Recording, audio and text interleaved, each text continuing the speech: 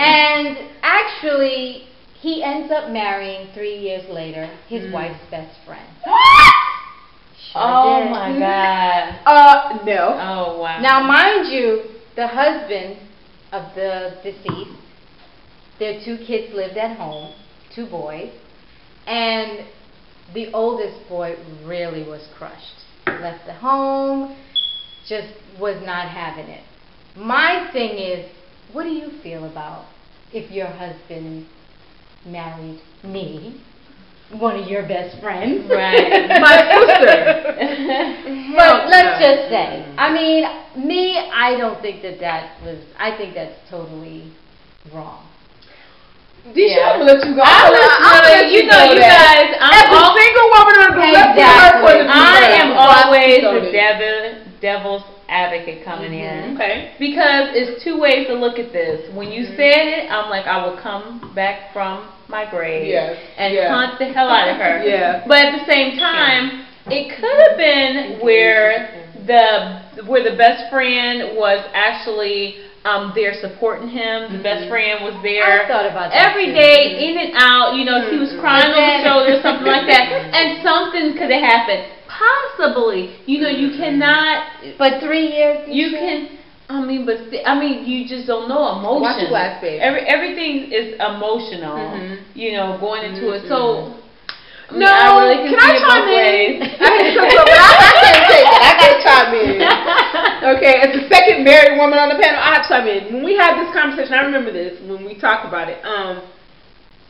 Wow, no, absolutely no. Because I feel like in that situation, there was a level of intimacy that had already been tapped on. Like, were you checking her out? Had you already had those thoughts in the back of your mind? I understand that you're emotional. I understand that you lost your wife. Not only was she your wife and your best friend, she's this person's best friend. I get that. I understand that. You know, you can be there for each other. Dead or alive, there's just a line you don't cross. See, and then dead or alive, no. I'm sorry. And see, I kind of look at the man like he lost his wife, this emotional thing that he's looking for. But I hold a woman more responsible. I don't know. I really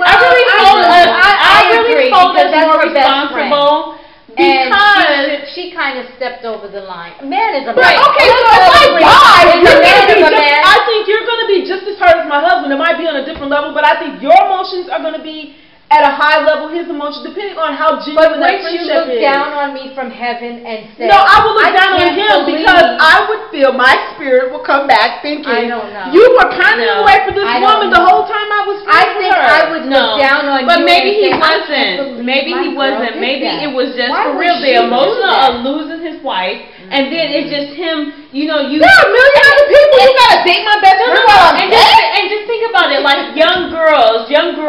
When they're young and they're missing their father, and the first person that steps in is giving them that type of love and stuff, that's the first person that they grab and the hold to. And sometimes that person that they're holding to and trusting take advantage of them. That's why I look at the best friend. Maybe she took advantage of the situation. You know, she was pining away for him. I think it's wrong. I don't care who initiated that relationship. I'm sorry.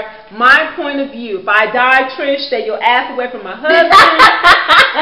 Joy, if you listening, stay your ass away from across the street at 55, whatever. I won't be at neither one of these family when they go. So that would be a no.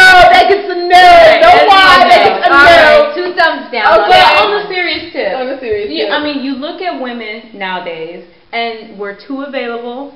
We are falling for anything. We're falling for these married men. Some women know that these men are married.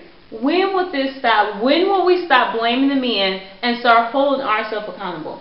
Well, the women have to be held accountable. I agree with you.